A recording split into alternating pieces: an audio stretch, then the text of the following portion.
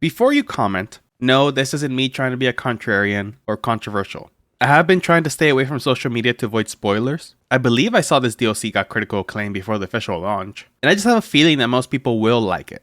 But I was looking forward to this just as much as the next person. And although I have been critical of the base game, I still really enjoy Elden Ring. And I thought it would be mostly the same for Shadows of the Erdtree. But alas, I will be getting into the reasons I don't think I've been enjoying it so far. For context, I have pretty much completed the entire first area, except for this pesky little corner that I still don't know how to get to. I have seen the beginning of what I believe is the next major story area. I haven't explored it much yet, but I have almost entirely completed the south part of the map, aside from anything that's locked until later. For the southern parts, I'll be more vague when critiquing them, but hopefully anyone who's played them understands what I'm trying to say. I'll make a drop-down timestamp in the comments to point out what I was talking about at any given point. But yes, this means I haven't finished the DLC yet. I'm around 33 hours in when I'm recording this, and being pretty damn thorough. And because of that, I won't be reading the comments for a little while. I still encourage you to comment if you agree or disagree with what I'm saying, and have discussions amongst yourselves. I just ask that you keep it respectful. Oh, and I should note that I'm doing this DLC in Negan Plus 7, no level cap. So some bosses have been a stone wall, and I might be proceeding a bit more slowly than the rest of the fanbase. But I don't think it's affected my experience so far per se. I'll bring it up briefly later. So when it comes to the base game of Elden Ring, I think there's two main complaints a lot of people had about it. It was the excessive amount of reused boss fights, perhaps alongside the excessive amount of just dungeons that were kind of also not very unique or worthwhile to explore because they're just very similar to the other ones, like at the catacombs for instance are very similar. Very few are really stand out in the general scheme of things, similar with the caves and such. Which kind of brings to the second point, which is just the size of the map. And unfortunately, I don't think FromSoft really learned from those critiques, because in some ways they still have these issues. Now, I am aware that a lot of Japanese companies, especially video game companies, more often than not listen to their Japanese fans more than so than the rest of the world. Those are just the fans that they actually will take into account whenever they're thinking about whatever, the next game, any improvements or whatever. And I can't tell you for sure if FromSoft is one of those companies. And I couldn't tell you for sure if those are the same complaints that a lot of Japanese fans had. But man, I'm telling you, this is the one thing that even people who like the game can agree on. The reused bosses, for a lot of the minor ones that are just kind of meh, or even some major ones that get reused and kind of feel copy-pasted. And the size is a little bit more contentious. Some people are fine with it, but I do hear a lot of people think it's not great. And I do wonder if maybe just the pure sales of Elden Ring made them think like, yeah, there's probably not much we can improve to it or something. Because yeah, I'm baffled. I didn't learn from that and just improved it in some way in the DLC. And to be more specific, I think the main issue right now, which is very easily seen in this first map, if you actually look at the map and look at how much content there is throughout it, and yet how big it is, it's not a lot of things in this just area. The surface area of this is very wasted. Like sure, it looks pretty, it looks amazing. Almost every single area that I've seen so far has blown my mind. It looks beautiful. But it often seems like that's the point. Like it's just very pretty and stuff, and it does feel like a vast open world, but the amount of things in it don't justify it. Just looking at the Graveside Plain map, the amount of major content that there is throughout it is very small. There's that one region in the center, that Scorched Ruins, that doesn't have too much in it. A little bit forward from it is that first Furnace Golem, which is nice. To the west of that, there is a mini boss that gets you like the armor and the weapons and stuff. To the southeast, I think there is a weapon you can get from one of the Knights mobs there. And then go north and you find that bridge and like the area that leads you to Ballarat, or I think it's called. The castle that leads to the tower.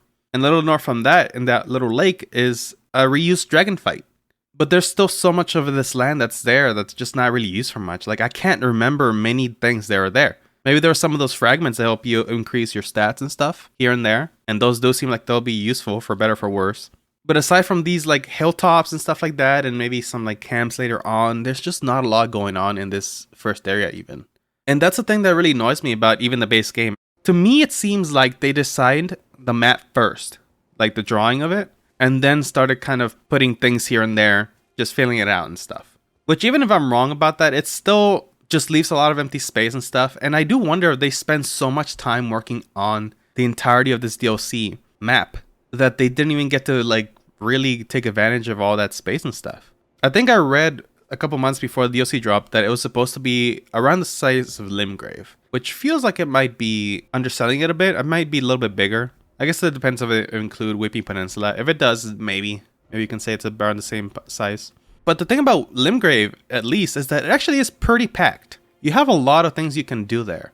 You can tell that that area was actually very well thought out all the way through. And it kind of makes sense because a lot of things that you find there are going to be useful by nature. Smithing stones are going to be useful. Runes are going to be useful. Crafting material starting off hopefully will be useful, at least soon. There's a ton of bosses everywhere, which I don't think they need to fill out the world with bosses necessarily. We'll get to that. There's a bunch of graces everywhere, so you can, not to lose so much progress if you die. And it's not even that much of a walk to the first area, which that's kind of similar to this Gravesplane area. Like you can kind of just run straight to the first dungeon if you want to. But I think what bothers me the most is just how much wasted space there is, because it feels like this could have been shrunk down by like half or something, maybe a third, and it would have fit a lot more snugly and stuff. And yes, I know that if you do something like that, it will just feel a lot more like artificial and stuff. Like they probably wanted it to feel like, oh yeah, this is an open plane. Not everything is going to have things in it. But then when you think about what's actually things you find a lot of the times, most of the time when you explore around these corners and stuff, like where you would expect it to be like a neat item or something, this is just crafting materials, upgrade materials, maybe some runes, which are nice. Like they're kind of big for what they are, but I haven't even found that many outside of the broken runes, which are just the skeletons. So you don't really feel very well rewarded for stuff like that. And it's a little frustrating when you do explore like every nook and corner and you don't really find much. Like I've been almost borderline doing the lawnmower maneuver where I just kind of like scan in a thorough pattern to make sure I find everything. Because I want to find things. I want to, like the main thing I've been looking forward to almost even more than anything else is just the new equipment, new weapons, new spells. And honestly, so far, I can't say I've found much, relatively speaking. Like, I know I'm probably not even halfway through into the DLC, mind you, but a lot of the weapons I've found are just very cookie cutter type weapons and stuff. Like, there are new classes of weapons, which is pretty cool as well. Like, I won't get me wrong, but so far I haven't found even too many different variants of that. It almost makes you think that they just create a different class for one weapon, which, like, I know that's what Bloodborne did and stuff, and it's awesome for that, but I don't know. I honestly haven't found much that I've been interested in personally, which that might just be a me thing. Maybe some people like the cool things we found, but I don't know. For how thoroughly I've been exploring, I don't feel like I've been rewarded much for it.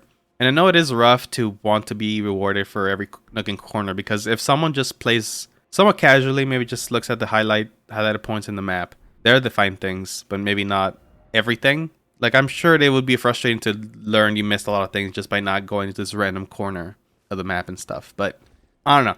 It's just too much empty space, I think. We did mention that tower area, the first dungeon, legacy dungeon type area. Honestly, kind of underwhelming. The enemies there are fine. There's some annoying ones there that I didn't love fighting, like the ones with the little machete-like weapons or something. Those are really annoying to deal with. They hurt a lot for me, but I guess that's doing a +7 stuff. Although I have heard a friend say that in new game, even with a proper leveling skill, these things hurt a lot. Like, apparently they still do. And obviously there's those items that you need to upgrade your own defense and stuff in the DLC. And I can see that being punishing if you don't explore thoroughly like I've been and stuff. But it does sound like the scaling of it is quite rough, if anything. Which is like, I don't know, it's weird.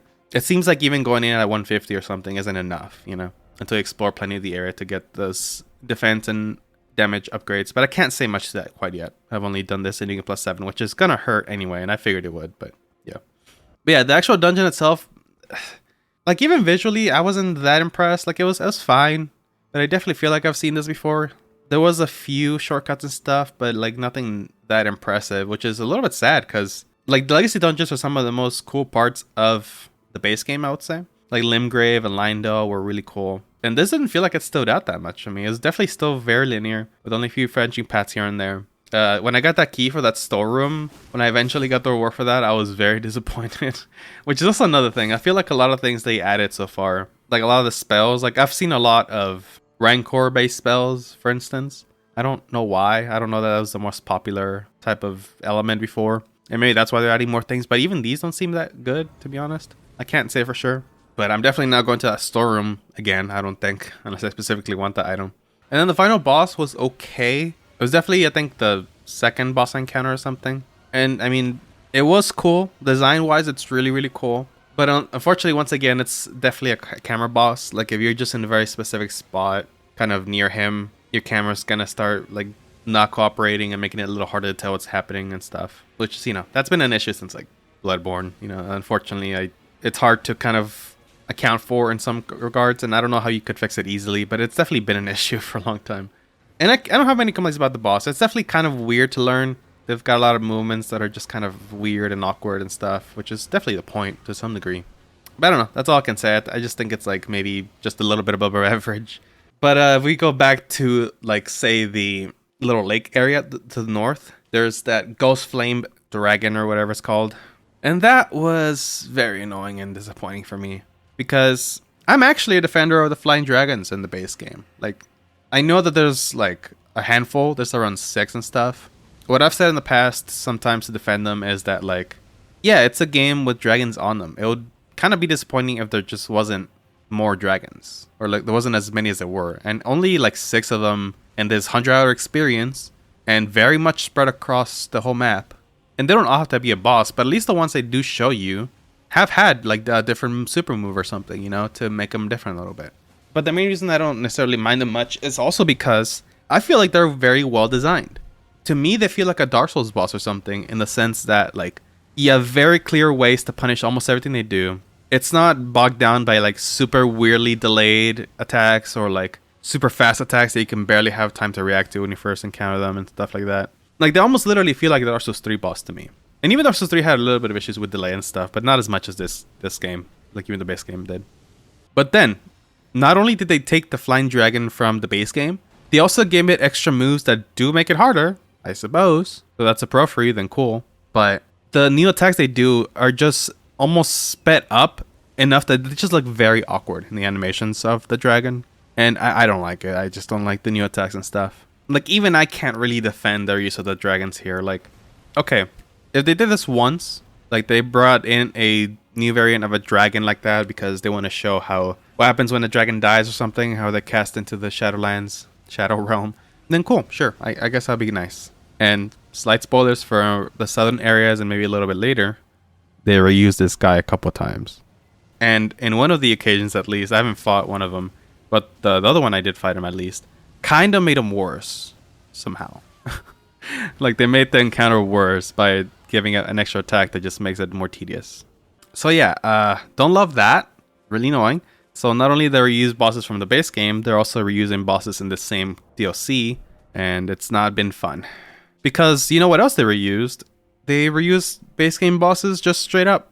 Like, I don't want to say which ones or exactly where. I hope you at least found like one or something that you know what I mean. But there's a handful that have been reused like straight up from the base game. No changes, just scaled up for the DLC difficulty.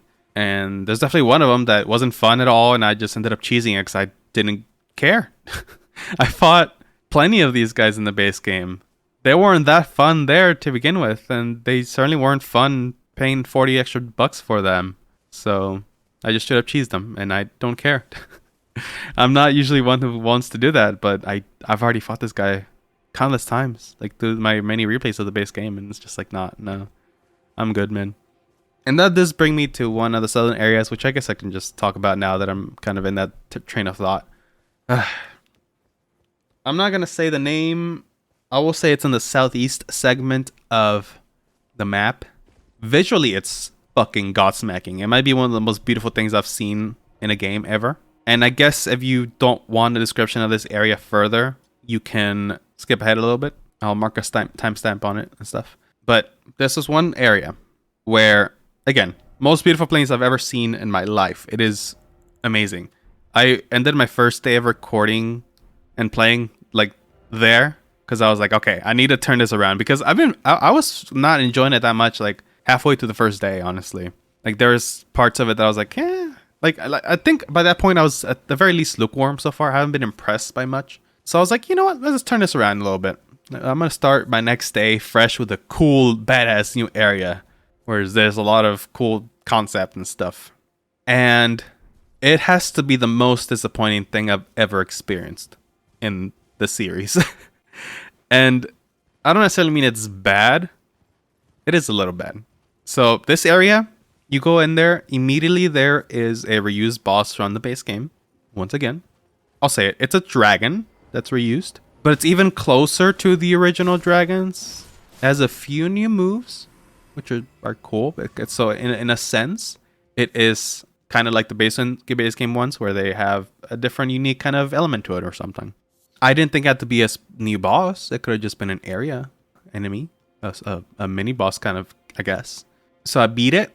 I explore around a little bit. Don't find too much to see or too much to do. Not even many pickup items. I go a little bit further into this area. I find the exact same boss.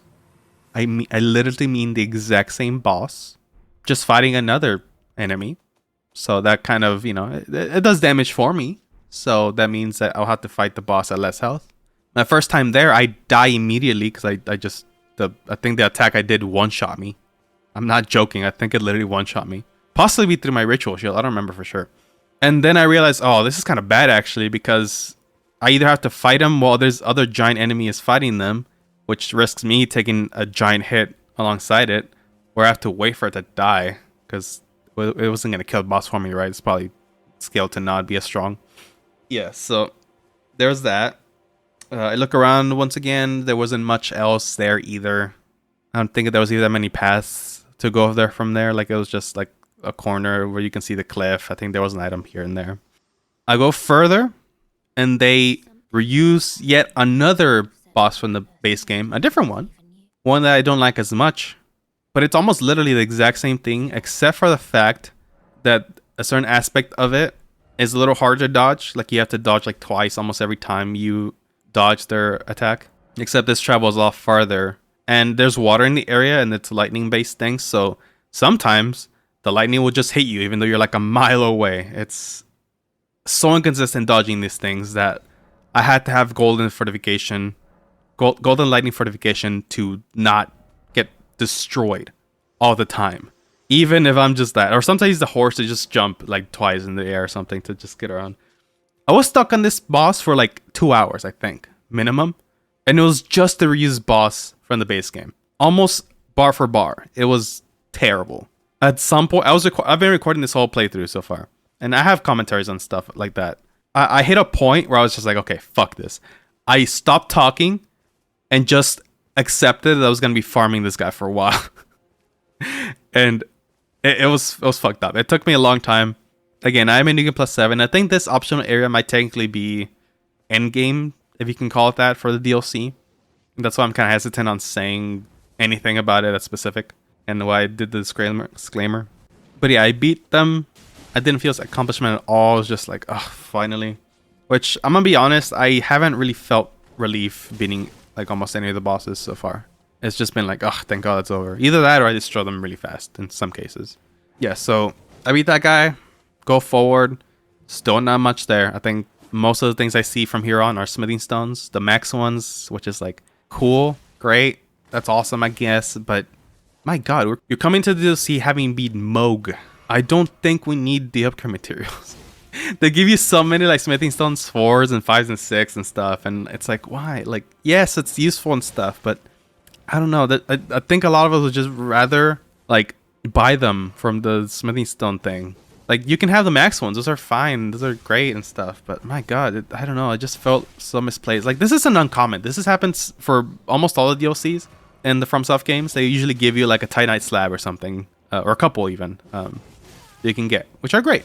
But it just doesn't feel as right in this game for some reason. It's just like, because of how endgame it is and stuff, you definitely don't need them for being here. You've already proved your worth being here. Like, if you somehow beat Moog at really low level, then sheesh.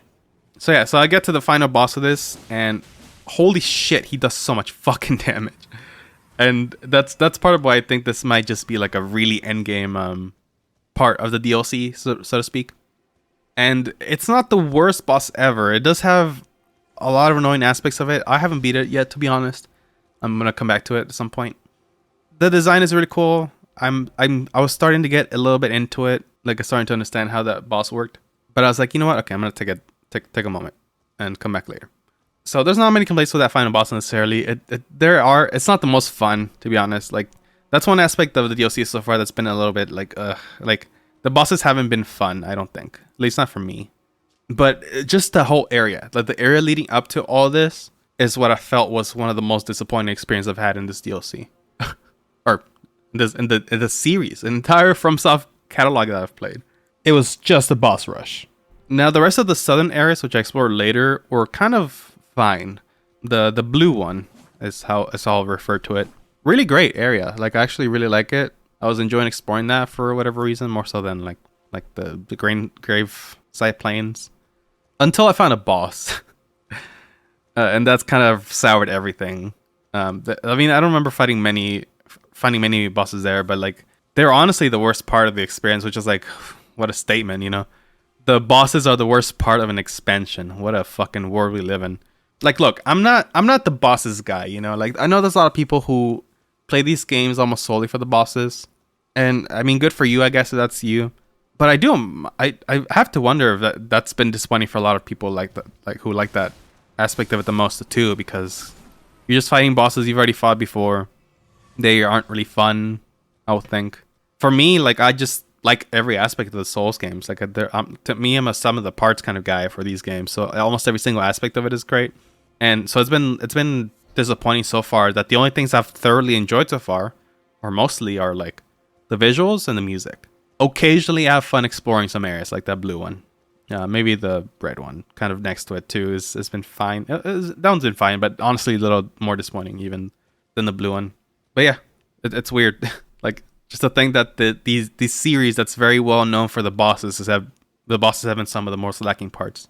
And okay, so I do also want to say on that note, I don't think, especially some of the ones that are just like reused bosses from the base game, I don't think that a boss health bar automatically makes you like vastly more important than just an enemy. I mean, in a lot of cases, there will be a mini boss type that could be a boss that would just drop an item, and that's what a lot of these bosses do, which kind of muddies the waters when it comes to this boss status in these games, right?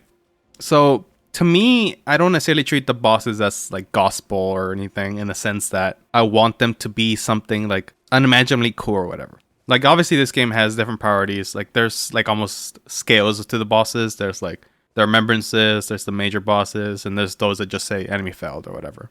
And I also don't think that these copy pasted bosses probably replace anything better. Like I don't think FromSoft was like, ah, shit, we didn't have time to make fucking the finger creeper boss, so we're gonna have to just put in a random like dragon here, you know?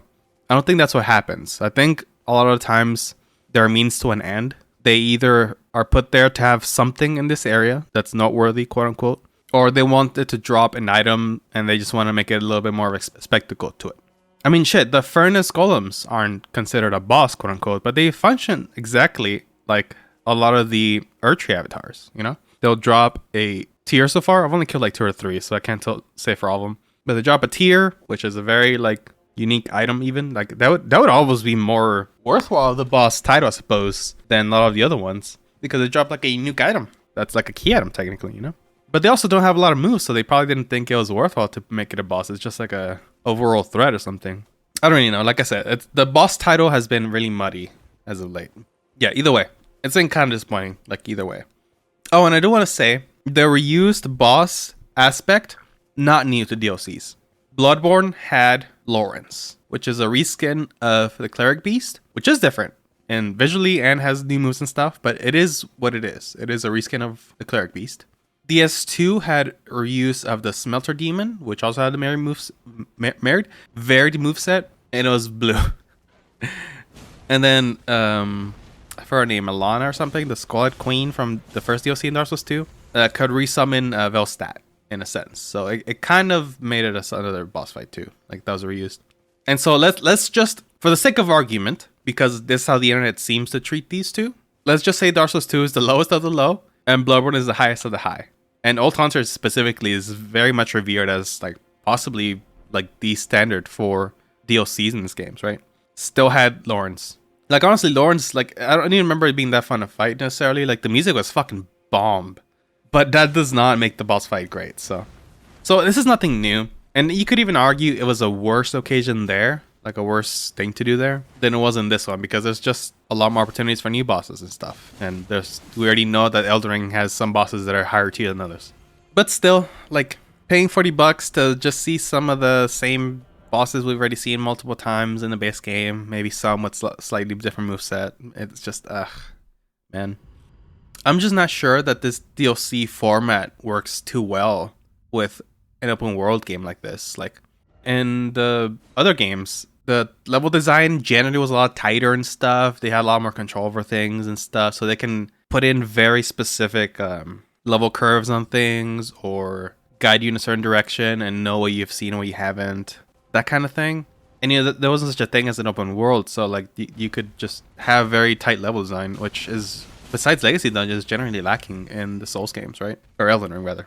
So I don't know that it works as well to do something like this for an open world. Like I figured there would be an open world area, like even when it was, as soon as it was announced.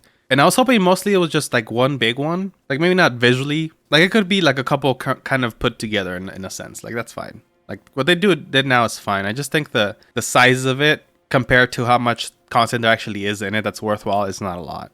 But yeah, I just find it disappointing that like so far the DLC didn't learn for a lot of the issues that the base game had, which is disappointing. Because for context, like the main thing that comes to mind when I think of this idea of like the sequel or expansion on the base game, learn from the base game's mistakes, is like, say, Dark Souls 3. I think one issue that started becoming really prominent in that game specifically was the idea of a hidden health bar. These games are designed in a way that to be able to get across or to be able to get past the fight, generally speaking, you need a clear amount of division of flask or healing distribution throughout the fight. Like, use up like half your flasks in the very beginning of the fight, you're pretty much like, oh, fuck. Like, there's no shot, you know? It's not always the case, but that's a good measure of how your fight is going so far. And how the fight will go on further, especially as a different phase. And I think starting in Dark Souls 3. And Bloodborne I don't think was as much of an issue. I think there was some hidden health bars, but not too many. But starting Dark Souls 3 started becoming a real pain and like just much more difficult to manage that. To the point where Dark Souls 3 DLC 1 had a 3-phase boss fight, which was unheard of at the time, that even gives you a reward at the second phase. Another phase comes, which is arguably the hardest one. And like, cool, that's a good clip moment for Twitch or whatever, but like after that, what is it? It's just, hey, you're not even halfway there. Like, you need to improve much more in these last 2 phases. And I've actually thought about making a video on hidden health bars and how they're treated and how they work and why some work, some don't. You know, how much is the shock factor worth the first time, you know, that kind of thing. I think they acknowledged that because in Dark Souls 3, they hit a happy medium, I think, that still has the shock factor kind of situation, but is still telegraphed well enough, for the most part.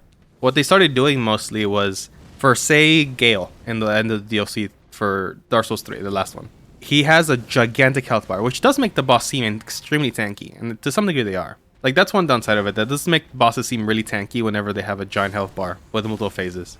Like, if it was split into 2 or 3 different health bars, it wouldn't look nearly as bad. Yeah, basically, you get to a third of the health bar, you get the new phase, you hit another third, you get the next phase, roughly. Like, it's not like a 3-phase boss fight in the same manner as Frida. But I think they acknowledged that was definitely kind of a problem in some regards. At least for the first time you get to that phase. And then in Sekiro, they had found another medium where they have those death blow little balls where it tells you generally how many boss phases there are. There's a couple exceptions. There's still a couple surprises here and there where the death blow is not, the last death blow isn't shown or whatever. Or the first one is shown and then the rest are come later or something. But you can tell they thought about it. They're like, yeah, maybe we shouldn't do this too much.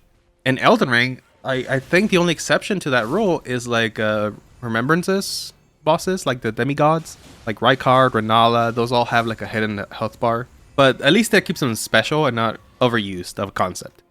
So with that in mind, I was hoping that a lot of the issues of the base game would be addressed. That there wouldn't be so much empty surface area like there was in Liurnia or like mountaintops of the giants and stuff. Like that'll be mostly just shorter. Like I don't care about the amount of content that there is so far necessarily. I just think that the general surface area that's wasted is so much. And yeah, I just find that disappointing. Like I don't know what else to say about that. It's just, yeah. But in the topic of like phases and stuff like that, I think the part that's been depressing me the most about this, which I say depressing, like I'm not really, like I'm okay. Like I still hope I will enjoy it further, but even if I don't, I'll live. I'll be live. I'll be fine. But what I've been feeling the most recently is kind of weird feeling like this game just feeling very cookie cutter.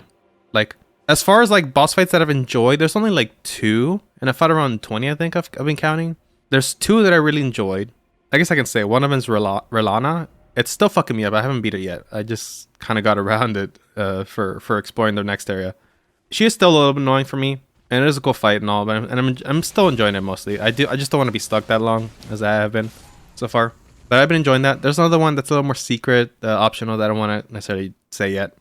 And there's only one fight that actually is a little bit of a gimmick fight, but it's like the most I've been like shocked and impressed this whole DLC, you know? Because even these other two fights definitely do feel kind of cookie cutter, like, oh yeah, that's the Souls boss kind of thing to it, which is like, I don't know, like I lasted a long time without feeling that necessarily, given how long the series has been going, but oh man, I'm starting to feel it. Like I'm not being impressed by like the whole combat of these bosses anymore. Like oh, you know what? This fight's really hard, but hey, there's probably a second health bar or a second phase, and there has been for all the major bosses so far. So it's kind of like I don't mind the one Divine Beast much. I'll say, but like Ralala, I was like, yeah, she's probably gonna have one, isn't she? So yeah, to me, it's definitely getting very samey, and I guess it's accentuated more in this game where there's 165 bosses in the base game. I don't know the final count for the DLC. I assume it's between 40 and 60 or something like that. But it just makes it really bad because you can start seeing the trends, you know, a lot more easily. And it's a little disappointing for me. Like, I mean, if you see my profile picture, you know I'm a Demon Souls fan. At least I would hope you can assume that. And there's just a lot of them there that are just so distinct from one another that it's just like, yeah, this is nice. Like, I know a lot of people don't like gimmick bosses and stuff, but I don't think a boss fight has to be like mechanically the most engageful to be a good fight. I think that an interesting idea can go a long way to like the base game for Elden Ring. There's like 2 or 3 gimmick fights. There's like 165.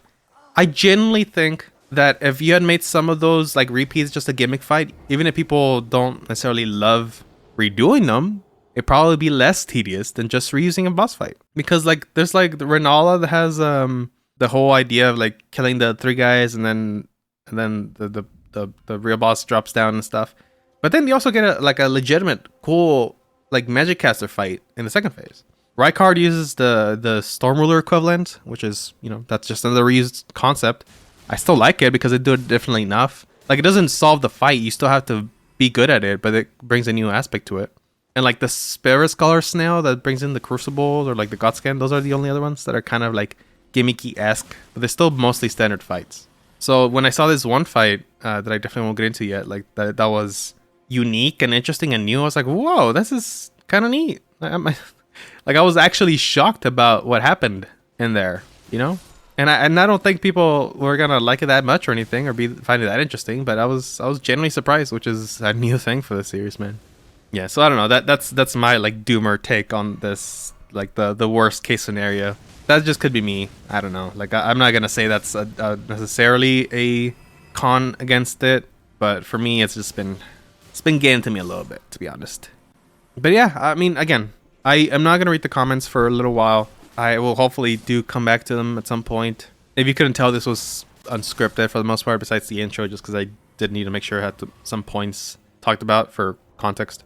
I was kind of torn on 2 things. I was like, do I just want to make a video on how disappointed I've been so far of the general DLC, or do I want to break down area by area and why I think they're disappointing? Obviously, I did the former. I could be interested in doing the latter. I do want to maybe put more thought into those. So maybe when I'm done with DLC, I can make videos about that. If that's something you're interested in, do let me know what you think.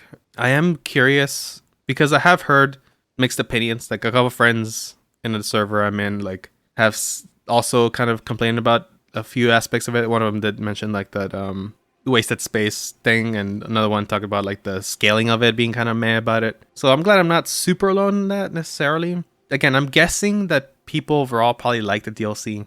Like that, I just would be surprised. But from a design aspect, design perspective, definitely very lacking and very underwhelming in a lot of regards. Hey, I didn't want to be down on this like that. I came in wanting to enjoy it as much as the next guy, but unfortunately it hasn't been the case. And I do hope it turns around somewhat. I have been enjoying exploring some parts of the DLC, which is nice. But I haven't gotten anything from the DLC, with a very few exceptions, that I felt like, oh, I can get this experience only in this DLC. No, like, I can play the base game and get the same experience for most of these things, or better in some regards. Like legacy dungeons, like Limgrave, Stormvale, and Lindale are up there. Farmville is also pretty great, you know, pretty good legacy dungeon. I'm hoping that Mesmer's Castle or whatever it is, whenever I eventually get there, is gonna be really cool, and the boss fight maybe as well. I hope that's nice. My last video that I actually published, I said that I'm hoping that there'll be a cool ass duel fight somewhere in there. I still think there could be. Like I'm not saying that I know any information or lore that makes me lead to that conclusion. I'm just thinking like, if there's a duel fight, it could be cool. I hope it is cool.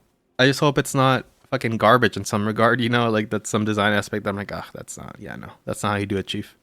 We'll see, I suppose. Yeah, thank you for watching, especially if you made it this far. I'm hoping to get it out the same day I record it, so hopefully I do that. Do let me know what you'd like to see from this. Like, I'm definitely down to, after this point, after I'm done, to analyze the game overall more methodically, I guess. It would just take a lot of time scripting, I guess. Be it area per area or something like that, but I don't know. I'll have to think. Like, you know, the DLC content is very much up in the air for me. It's just, even before I started, that came out, I was like, yeah, I need to see what the content is like, you know? Like, honestly, if I do get to a cool duel fight and it's actually really cool, I'll probably make a video on that. I've been thinking that would be a cool thing I could do. But yeah, I don't know. We'll see. We'll see how it goes from here. I hope you've been enjoying DLC, genuinely. Like, I'm not saying all this is trash from soft or anything. And I wish I could be with you there. But for whatever reason, I just can't. And yeah, I will hopefully beat this DLC over the next couple of days. Because it's been 3 days now. Around 33 hours I've played. I don't even feel like I'm halfway. I'm being thorough, like I said. But I will say, if anything, I will enjoy PvPing in these areas. Just like invading. Hell yeah, I'm so down. The one weapon that I do like, and I think I will almost certainly do a build on, is the backhand blade, I think it is. That seemed really fun. Maybe the Milady sword. Have you found that one? That got me a good laugh. That one looks kind of cool too. I could see myself using that, but not as certain yet. But unfortunately, like even in that regard, like I said earlier, I've been looking forward to the equipment the most. And even that has been a little bit lacking for me, but maybe it's just my taste. Like, unfortunately, even the heavy katanas don't really seem my alley. To me, they feel like a Dark Souls 2 weapon, which is not a compliment for me. But yeah, I need to use the restroom, so I'm going to go now. Yeah, thank you for watching the video. If you would like to see more content from me, if somehow I got you on board, I guess if you would have to agree to want to see more from me in this case, but I do consider subscribing. Thank you for my members for supporting my channel. And yeah, I do have other analytical content of the base game out already, so if you want to see some of that, there'll be some links right here. But yeah, I hope to see you again. Bye-bye.